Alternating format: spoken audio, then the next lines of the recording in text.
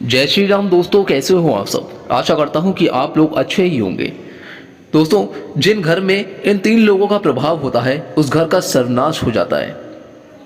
आप लोग शायद नहीं जानते होंगे कि किन लोगों के घर के वजह से विनाश जल्दी होता है, किन लोगों के घर से गरीबी जल्दी आ जाती है और किन लोगों के घर से माता लक्ष्मी हमेशा के लिए चली जाती है। भगवान शिव ने माता पार्वती को बताया था कि घर में इन तीन लोगों के प्रभाव की होने की वजह से उस घर का निश्चित ही सर्वनाश हो जाता है। ऐसा परिवार जल्दी बचता नहीं है और गरीबी की दलदल में हमेशा फंसता चला जाता है।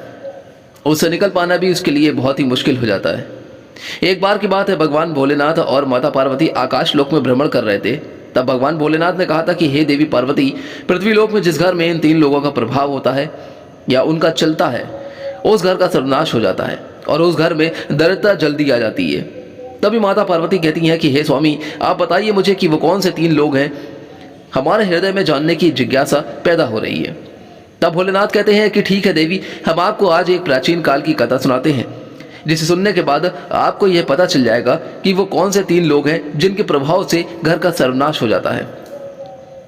दोस्तों, आप सभी से निवेदन है कि इस कथा और कहानी को सुनने से पहले आप जानना चाहते हैं तो आप भी एक बार इस वीडियो को लाइक करके चैनल को हमारे सब्सक्राइब जरूर कर दीजिएगा। जो भी लोग माता बहनें इस चैनल पे नए हैं, इस वीडियो पे नए हैं, वो जल्द से जल्द इस चैनल को सब्सक्राइब करके बेल आइकन को जरूर प्रेस कर ली, ताकि हर वीडियो का नोटिफिकेशन सबसे पहले आपको मिल सके। कोई ना कोई तरीके से मैं आपके लिए वीडियो लेकर आता हूँ ताकि आपका ज्ञान बढ़ सके। दोस्तों, ये सारी वीडियो की कहानी और कथा आपके ज्ञान को बढ़ाने के लिए है। आइए बढ़ते हैं इस कहानी की तरफ। फिर भगवान भोलेनाथ ने माता पार्वती को कथा सुनाते हुए कहते हैं कि हे देवी पार्वती, प्राचीन काल की बात है कि किसी नगर में एक व्यापारी रहता था। वह व्यापारी बड़ा ही धनवान व्यक्ति था। उसके घर में अन्न धन की कोई कमी नहीं थी, पैसे की कोई कमी नहीं थी। व्यापारी का एक बड़ा ही सुंदर पुत्र था और व्यापारी अपने पुत्र से बहुत प्रेम करता था। व्यापारी और उसकी पत्नी को विवाह के बहुत सालों बाद संतान की प्राप्ति हुई थी और वे दोनों अपनी संतान से बहुत अधिक प्रेम करते थे। व्यापारी जो भी काम करता था वो हर कार्य अपने पुत्र से पूछकर ही करता था। व्यापारी का पुत्र अभी छोटा था, लेकिन प्रेम में अंधे व्यापारी ने वह सब कुछ किया जो उसका पुत्र कहता था। अगर पुत्र कोई गलत कार्य करने के लिए भी कहता तो व्यापारी उसे भी कर देता था। व्यापारी यह नहीं देखना चाहता था कि उसका पुत्र अभी छोटा है और उसे इतने बड़े निर्णय लेने की समझ नहीं है। लेकिन पुत्र प्रेम में वो अंधा व्यापारी और उसकी पत्नी अपने पुत्र की हर बात को सराखों पर रखते थे। व्यापारी का पुत्र जो भी मांगता व्यापारी उसे लाकर देता था। दोस्तों, फिर आगे भगवान भोलेनाथ कहते हैं कथा सुनाते हुए कि ये देवी, उस व्यापारी के घर के बाहर एक वृक्ष पर कई सालों से एक कबूतर रहता था। वो कबूतर उस व्यापारी के घर के बाहर कई सालों से रह रहा था और व्यापारी के घर को अच्छे से जानता था। व्यापारी भी उस कबूतर को जानता था और उसकी सेवा करता था, उसे दाना पानी खाने के लिए देता। वो कबूतर यह देखकर बड़ा ही चिंतित रहता था कि व्यापारी अपने पुत्र की हर बात को मान लेता है और व्यापारी का पुत्र जिस भी चीज की जिद करता है व्यापारी उसे लाकर दे देता है। एक दिन कबूतर उसी पेड़ पर बैठकर यह सब देख रहा था कि तभी वो व्यापारी से कहता है कि हे व्यापारी, तुम्हें अपने पुत्र के प्रेम में इतना अंधा नहीं होना चाहिए। तुम्हारी यह गलती तुम्हें आगे जाकर बहुत भारी पड़ेगी। तब व्यापारी कहता है कि अरे कबूतर, तुम नहीं जानते, मेरा पुत्र स्वयं भगवान का रूप है। इतनी मनौतियों के बाद मुझे पुत्र की प्राप्ति हुई है। अब वह जैसा कहेगा मैं वैसा ही करूंगा। तब कबूतर कहता है कि अरे पुत्र प्रेम में अंधे व्यापारी, तुम्हें मेरी बात समझ में नहीं आ रही है। मैं तुम्हें एक कहानी के माध्यम से अपनी बात समझाता हूं। दोस्तों, फिर कबूतर अपनी कहानी को शुरू करता है और कहता है कि हे व्यापारी, प्राचीन समय की बात है कि एक गांव में एक सेठ रहता था। वह सेठ बड़ा ही भोला भाला व्यक्ति था। उस सेठ के 3 बेटे थे। सेठ ने अपने तीनों बेटों के साथ घर में आराम से रहता था। सेठ ने अपने सभी बेटों का विवाह कर दिया और उसकी तीनों बहुएं खूब सेवा किया करती थीं। सेठ की जो सबसे छोटी बहू थी, घर में आने के बाद सेठ का घर में बड़े सुख से चल रहा था। सेठ के व्यापारी भी बहुत अच्छे से चल रहा था। छोटी बहू के आने के बाद सेठ के घर में अन्न और धन की कोई कमी नहीं थी और घर का माहौल बड़ा ही शांतिपूर्ण था। उसके घर में कोई भी लड़ाई झगड़ा नहीं होता था। सेठ के सभी पुत्र एक साथ मिलकर ही रहते थे और सेठ की बहुएं भी आपस में बड़ा प्रेम करती थीं। उनमें किसी भी प्रकार से कोई लड़ाई झगड़ा नहीं होता था। चारों बहुएं मिलकर एक साथ खाना पकाती और अपने पतियों और ससुर को खिलाती थीं। सेठ का व्यापार भी बहुत अच्छे से चल पड़ा। तीनों बेटों के व्यापार को बड़े अच्छे से संभाल रहे थे। सेठ सोचता था कि अब तो उनका जीवन सफल हो चुका है घर में तीनों बहुएं बड़े ही प्रेम से रहती हैं और उसका व्यापार उसके तीनों पुत्र बड़े अच्छे से संभाल रहे हैं। अन्न धन की घर में कोई भी कमी नहीं है। ऐसे विचार करके सेठ बड़ी सुकून की नींद लिया करता था। दोस्तों, सेठ की इतनी अच्छी जिंदगी देखकर गांव के सभी लोग सेठ से जलने लगे थे। गांव के सभी लोग सोचते थे कि यह सेठ बड़ा ही सुखी है, इसका जीवन बड़े ही आराम से कट रहा है और इसके जीवन में कोई दुख तकलीफ नहीं है। दोस्तों, आगे कबूतर कहता है कि हे व्यापारी, अक्सर मनुष्य दूसरों की तरक्की से जलते हैं। जिस प्रकार केकड़े एक दूसरे का पैर पकड़कर किसी को आगे नहीं बढ़ने देते, उसी प्रकार मनुष्य भी किसी को आगे बढ़ता देख उसे पीछे खींचने की हमेशा कोशिश में लगा रहता है और ऐसे ही प्रयास वह जीवन में करता रहता है। मनुष्य अपनी तरक्की से जितना खुश नहीं होता, उससे अधिक वह दूसरों की तरक्की देखकर दुखी हो जाता है। यह बिल्कुल सत्य है। अब जब सेठ तरक्की कर रहा था तो गांव के सभी लोग उससे जलने लगे थे। कोई भी सेठ से सीधे मुंह बात नहीं करता था क्योंकि वह ज़्यादा ही सुखी था। सभी सोचते थे कि किस प्रकार सेठ का जीवन दुखों और कष्टों से भर दिया जाए और उसकी खुशी को दुखों में बदल दिया जाए। दोस्तों, यही सोचकर गांव के कुछ लोग सेठ के कुल पुरोहित के पास जाते हैं और कहते हैं कि अरे पुरोहित जी, आप यहाँ सूखी रोटी खा रहे हो और वहाँ आपका सेठ धनी सेठ बड़े आराम से पकवान खा रहा है, अपने बहू के हाथों का स्वादिष्ट भोजन कर रहा है। तब पुरोहित जी कहते हैं कि आप लोग क्या कहना चाहते हैं, मुझे बात समझ में नहीं आ रही। तब गांव के लोग बताते हैं कि पुरोहित जी, आपका जीवन तो आपके जजमान से ही चलता है, परंतु आपका जजमान तो बड़ा ही सुखी है, उसके जीवन में कोई भी कष्ट नहीं है। याद करिए, आपके इस जजमान ने आपको आखिरी बार अपने घर में कब बुलाया था? अगर वह आपको अपने घर नहीं बुलाएगा और आपसे हवन पूजन नहीं करवाएगा तो भला आपकी रोजी रोटी कैसे चलेगी, आपका घर कैसे चलेगा? दोस्तों, कुछ कुल पुरोहित को गांव वासियों की बात समझ में आ रही थी। वह भी सोच रहा था कि बात तो सही है, सेठ ने बहुत समय से मुझे अपने घर नहीं बुलाया और उसका जीवन बड़े ही सुख से कट रहा है। इस प्रकार तो मेरे बीवी बच्चे भूखे मरने लगेंगे। कुल पुरोहित कहता है कि अरे भाइयों, आपकी बात तो बिल्कुल सत्य है। सेठ तो बड़ा ही धनवान बन चुका है और उसका व्यापार भी बड़े तेजी से आगे बढ़ रहा है। उसके तीनों पुत्र बड़ी मेहनत करते हैं और उसकी चारों बहुएं मिलकर बड़े प्रेम से अपना जीवन व्यतीत कर रही हैं। उनके जीवन में किसी भी प्रकार का कोई कष्ट नहीं है।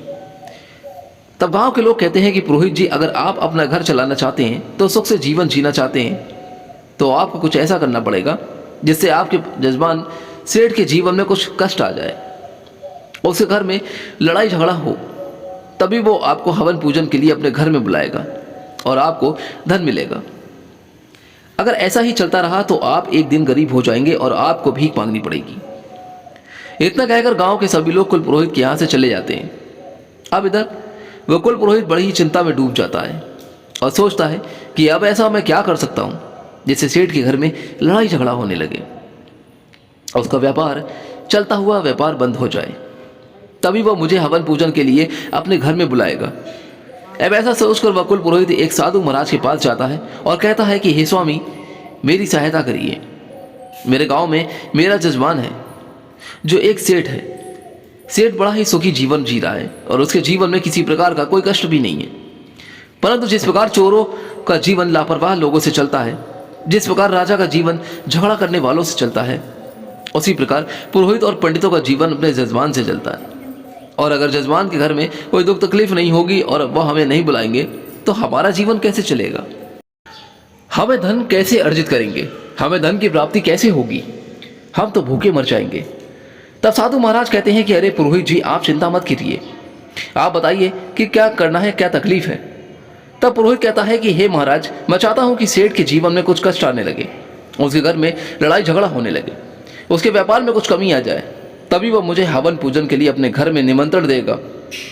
पुरोहित की बातें सुनने के बाद साधु महाराज कहते हैं कि हे पुरोहित जी, आपका काम तो बड़ा ही छोटा सा है। मैं आपको अभी बताता हूं कि सेठ के जीवन में इतनी सुख और समृद्धि का कारण क्या है। अब साधु महाराज अपनी दिव्य दृष्टि से आंखें बंद करके देखते हैं तो उन्हें यह पता चलता है कि कुछ देर बाद साधु महाराज आंखें खोलकर कहते हैं कि पुरोहित जी, सेठ के आगे बढ़ने का कारण उसके घर में आई छोटी बहू है। सेठ जी की छोटी बहू साक्षात माता लक्ष्मी का रूप है। वह बड़ी ही संस्कारी और बुद्धिमान स्त्री है। जब से वह सेठ के घर में आई है, तभी से सेठ के घर में सब कुछ अच्छा सा हो गया है और उसका जीवन सुख से कट रहा है।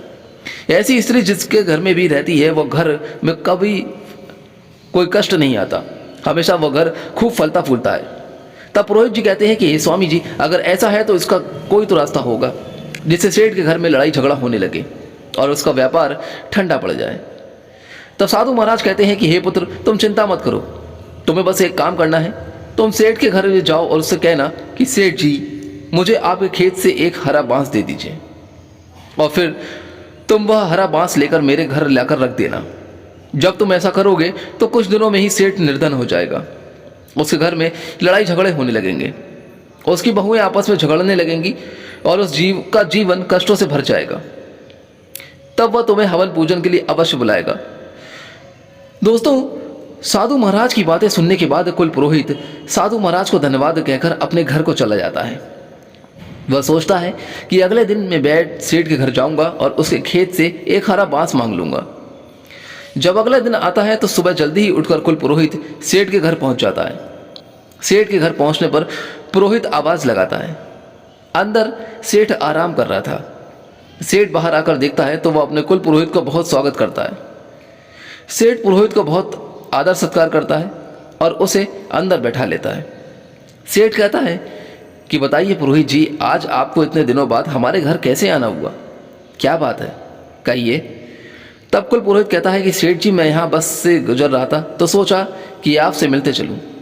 अब पुरोहित अपनी मीठी मीठी बातों से सेठ को फंसा लेता है और कुछ देर बाद कहता है कि हे सेठ जी, मुझे आपके खेत में से एक हरा बांस चाहिए, क्या आप मुझे दे सकते हैं?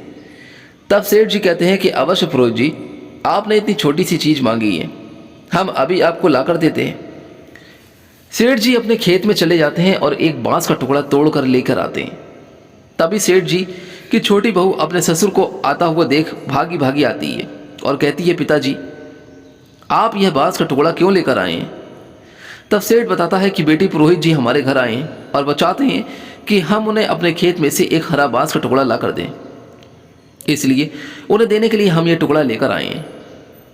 तब वह छोटी बहू कहती है कि पिताजी, आप यह बांस का टुकड़ा पुरोहित जी को अवश्य दे दीजिएगा, परंतु इससे पहले कुछ देर के लिए यह बांस का टुकड़ा मुझे दे दीजिए, मैं इसे थोड़ी देर में लाकर आपको दे दूंगी। फिर वह सेठ जी अपनी छोटी बहू को वो बांस देकर चला जाता है। इधर वह सेठ की छोटी बहू बांस में से कुछ हरे पत्ते तोड़कर अपनी घर में बंधी हुई काली गाय को खिला देती है और इसके बाद वह बांस को लेकर जाकर अपने पिताजी को दे देती है। अब सेठ हरा बांस पुरोहित को दे देता है और कहता है कि लीजिए पुरोहित जी, आपने हरा बांस मांगा था और यह रहा बांस, इसे आप ले जाइए।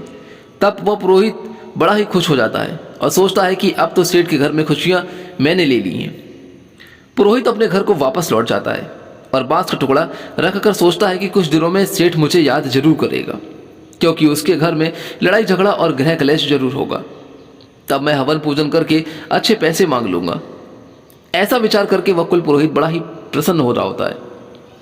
अब पुरोहित इंतजार करने लगता है कि कब सेठ के घर में से बुलावा आएगा और मैं जाकर सेठ के घर में हवन पूजन करूंगा।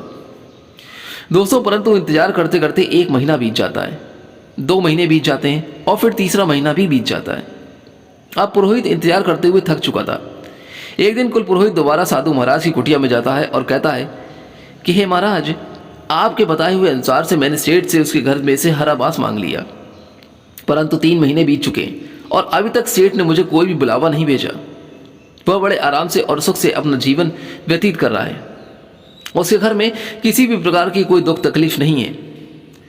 तब साधु महाराज आंखें बंद करके अपनी दिव्य दृष्टि से देखते हैं और कहते हैं, अरे पुरोहित जी, मैंने आपको बताया था कि सेठ की छोटी बहू बड़ी ही चालाक और बुद्धिमान है। जब सेठ आपको वह हरा बांस दे रहा था तब उसकी छोटी बहू ने उसमें से हरे पत्ते तोड़कर अपनी काली गाय को खिला दिए थे। इस कारण उसकी खुशियां और सुख समृद्धि उसके घर में ही रह गई। परंतु आप चिंता मत करिए, मैं आपकी सहायता करूंगा। फिर साधु महाराज आगे कहते हैं कि पुरोहित जी, अब आपको सेठ के घर जाना है और उससे उसकी काली गाय मांगकर अपने घर को लाना है। जैसे ही आप उसकी काली गाय को अपने घर में लाकर रखेंगे, कुछ दिनों में सेठ के घर में दुख तकलीफ आना शुरू हो जाएगी और तब सेठ आपको निमंत्रण अवश्य भेजेगा। अब वह कुल पुरोहित एक बार फिर से प्रसन्न हो जाता है और साधु महाराज को धन्यवाद कहकर अपने घर के लिए निकल पड़ता है। घर पहुंचकर वह सोचता है कि कल सुबह होते ही मैं सेठ के घर में फिर से जाऊंगा और उससे इस बार उसकी काली गाय को मांग लूँगा। उसके बाद मैं देखूंगा कि सेठ कैसे इतना सुखी रहता है।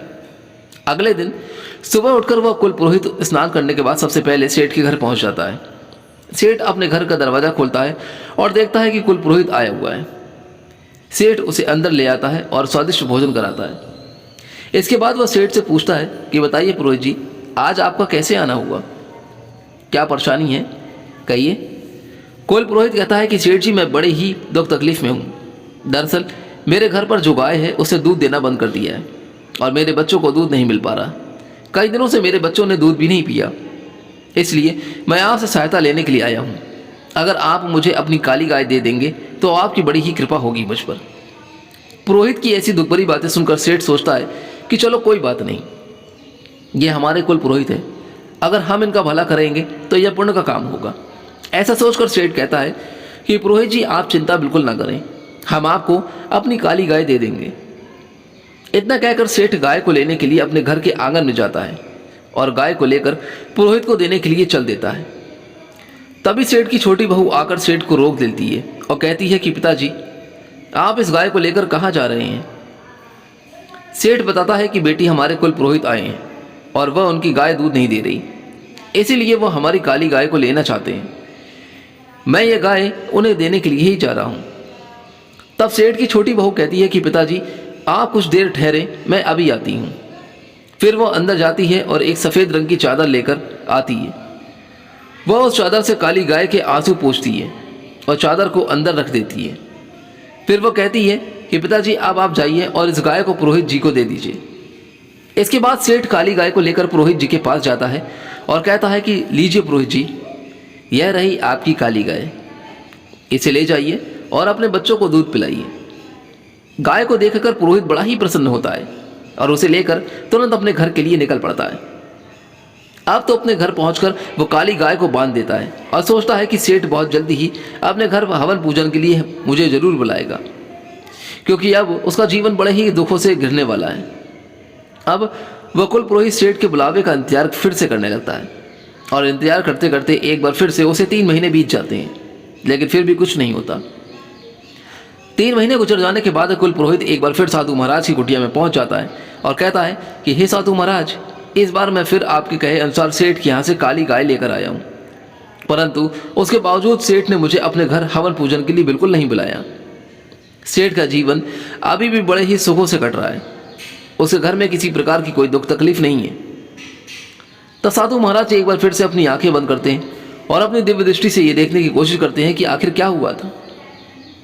साधु महाराज कहते हैं कि हे पुरोहित जी, उस सेठ की छोटी वाली बहू बहुत ही चालाक है। हमने जितना सोचा था वह उससे भी ज़्यादा चालाक है। वो सारी विद्या जानती है। सेठ की बड़ी बहू ही बुद्धिमान है। जब आप सेठ से काली गाय मांगने गए थे तब उसने अपनी सफ़ेद चादर में गाय के आंसू पोंछकर अपने पास रख लिए थे, जिसके कारण सुख समृद्धि उसके घर में ही रह गई। अब यह बात सुनकर कुल पुरोहित बहुत ही चिंतित हो जाता है। वह सोचता है कि जब तक यह छोटी बहू रहेगी तब तक सेठ का जीवन सुख समृद्धि से हरा भरा रहेगा। पुरोहित कहता है कि हे साधु महाराज, अब मुझे क्या करना चाहिए। तब साधु महाराज कहते हैं कि पुरोहित, अब आप सेठ के घर जाइए और सेठ से किसी तरीके से वह सफ़ेद चादर मांगकर अपने घर लाकर रख लीजिए। अगर आपने ऐसा कर लिया तो निश्चित ही सेठ का जीवन बदल जाएगा और उसके घर में लड़ाई झगड़ा और गृह क्लेश होने लगेंगे। फिर साधु महाराज को धन्यवाद कहकर वह कुल पुरोहित अपने घर के लिए निकल जाता है। घर पर जाकर वह कुल पुरोहित निर्णय लेता है कि कल सुबह होते ही वह एक बार फिर से सेठ के घर जरूर जाएगा और उस के घर जाकर किसी न किसी तरीके से सफ़ेद चादर मांगकर जरूर लेकर आएगा। अगला दिन बीतते ही वह पुरोहित सुबह उठते ही बड़ा प्रसन्न हो जाता है और सोचता है कि आज तो सेठ उसकी सफ़ेद चादर मांगकर उसके जीवन दुखी से भर देगा। अब कुल पुरोहित सेठ के घर जाता है और जाकर सेठ से कहता है, सेठ जी, मेरी पत्नी हर दिन मंदिर में कीर्तन और भजन करने के लिए जाती है, परंतु मंदिर में बैठने के लिए उसके पास कोई अच्छी चादर नहीं है।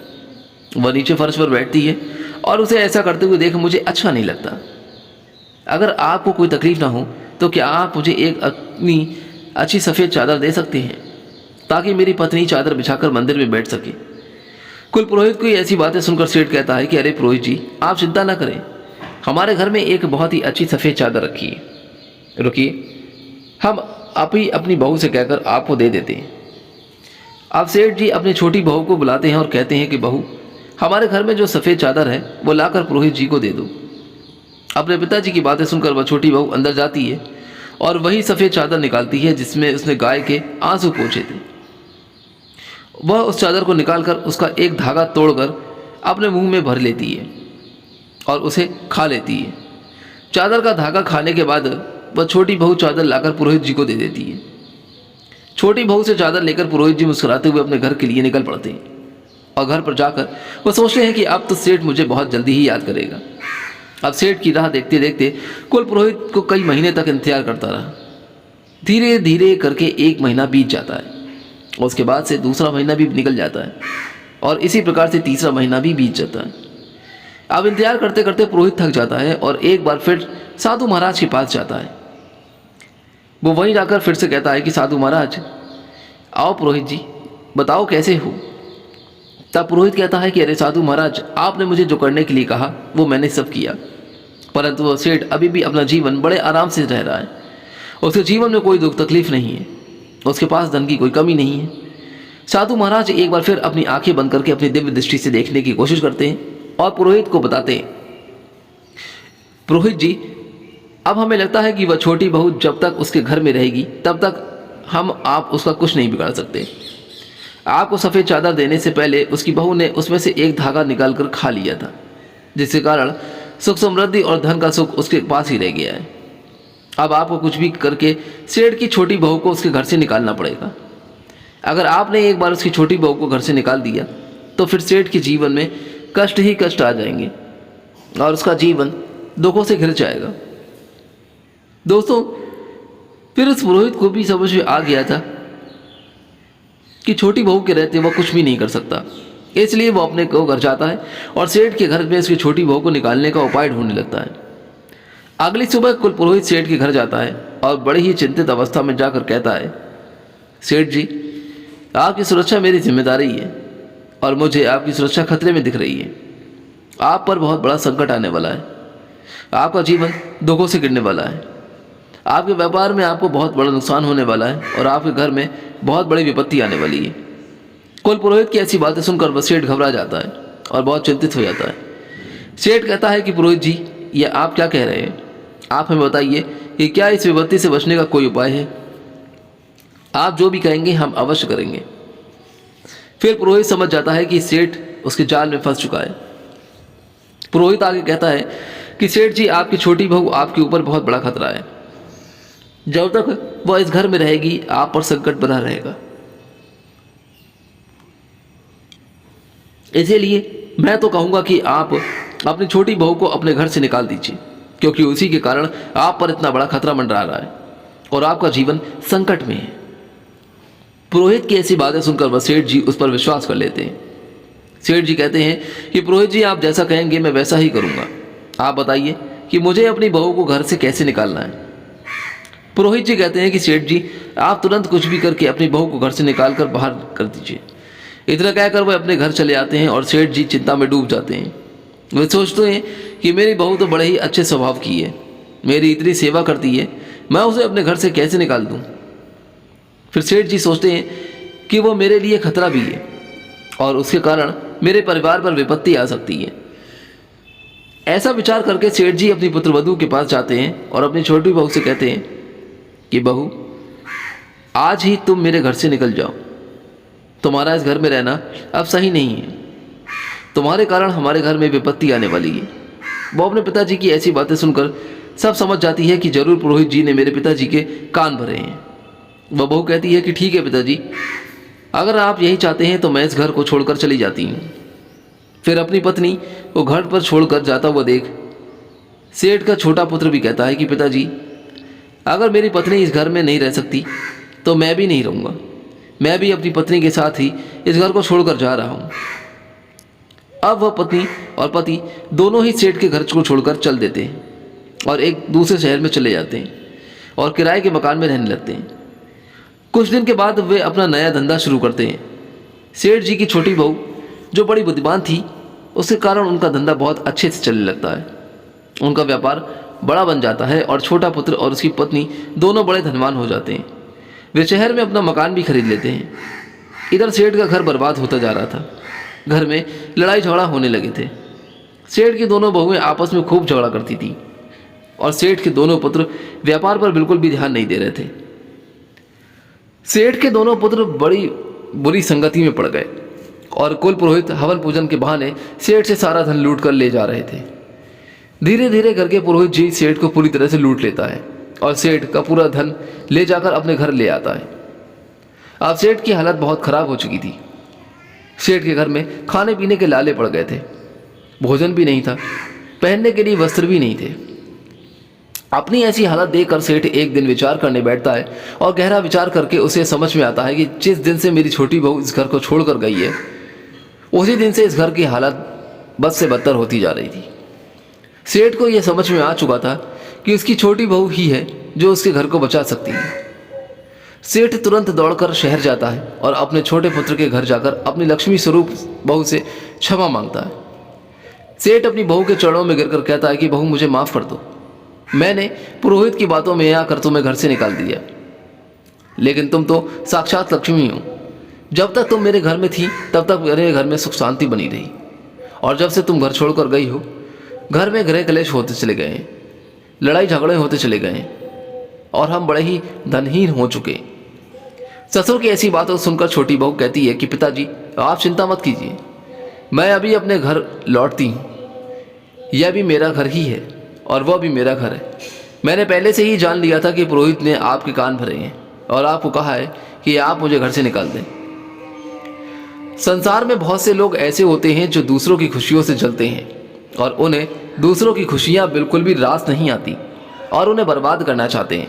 वो इसी प्रयास में लगे रहते हैं कि किसी तरीके से इसकी खुशियों में आग लग जाए, लेकिन कैसे, इसी तरीके का उपाय ढूंढते रहते हैं जैसा पुरोहित ने करा।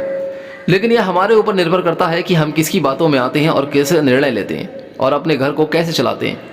अगर हम गलत लोगों की बातों में आकर अपने ही घर को तोड़ेंगे तो अवश्य हमारे घर का सर्वनाश हो जाएगा। इतना सुनकर सेठ अपनी बहू और बेटे को लेकर अपने घर वापस लौट आता है। बहू घर आती है और उसके कुछ दिन के बाद ही सेठ फिर से तरक्की करने लगता है। सेठ का व्यापार फिर से चलने लगता है और उसके घर में अन्न धन के भंडार भरने लगते हैं। परिवार में भी सभी मिलजुल कर रहने लगते हैं और सभी में प्रेम और स्नेह बढ़ने लगता है। फिर भगवान भोलेनाथ और माता पार्वती से कहते हैं कि हे देवी, एक दिन सेठ की छोटी बहू सेठ से कहती है कि पिताजी आज मैं आपसे जो कहने जा रही हूँ मेरी बात को ध्यान से सुनिएगा। जिस घर में इन 3 लोगों की चलती है वह घर बहुत जल्दी ही बर्बाद हो जाता है। सेठ पूछता है कि बहू वो 3 लोग कौन से हैं, मुझे बताओ। छोटी बहू बताती है कि पिताजी ध्यान से सुनिएगा। नंबर 1, बिगड़ा हुआ बालक। जिस घर में बिगड़ा हुआ पुत्र होता है जो गलत संगति में पड़ जाता है और उसकी बात घर में मानी जाती है तो उस घर का निश्चित ही सर्वनाश हो जाता है। नंबर 2, जिद्दी और लालची स्त्री। जिस घर में स्त्री लालची और जिद्दी होती है उस घर में कभी धन नहीं रहता, वह घर कंगाल बन जाता है। नंबर 3, जिस घर का मुखिया बाहर वालों की बातों में आ जाता है और उसके कहे के अनुसार चलता है तो उसका घर सर्वनाश में बन जाता है। छोटी बहू आगे कहती है कि पिताजी जिस प्रकार आप पुरोहित की बातों में आ गए थे उसी प्रकार घर का मुखिया बाहर वालों की बातों में मानकर अपने घर के निर्णय करता है तो उसका घर अवश्य ही नाश हो जाता है। इतना सुनकर सेठ अपनी बहू की बातों को समझ जाता है। जब व्यापारी ने यह कहानी पूरी सुनी तो उसकी बातों में सब समझ में आ गया। वह अपने पुत्र को सही शिक्षा देता है और पुत्र के अनुसार चलना बंद कर देता है। दोस्तों, आशा करता हूं कि इस कहानी से आपको ज्ञान जरूर मिला होगा और ये कहानी आपको जरूर पसंद आई होगी। अगर ये वीडियो अच्छी लगी हो तो एक बार इस वीडियो को लाइक करके चैनल को सब्सक्राइब जरूर कर दीजिएगा और बेल आइकन को जरूर प्रेस कर दीजिएगा। कमेंट बॉक्स में हर हर महादेव ओम नमः शिवाय लिखना ना भूलिए। आज्ञा दीजिए दोस्तों, चलता हूँ यहाँ से। फिर मिलूंगा जल्दी कोई और अच्छी वीडियो या फिर कथा को लेकर। तब तक के लिए आप अपने जीवन में खुश और स्वस्थ रहें। भोलेनाथ की कृपा आपके परिवार पर सदैव बनी रहे।